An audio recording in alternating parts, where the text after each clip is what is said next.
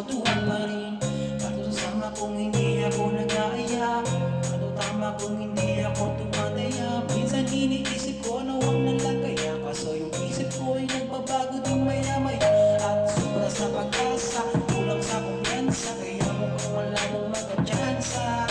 Gusto ko lang naman ay maging buboy pumasya. Yan lang ang matagal ko ng pantasya. Matagal na gusto na tinititigan natin di maliwasan na ikaw ay titignan sa mata.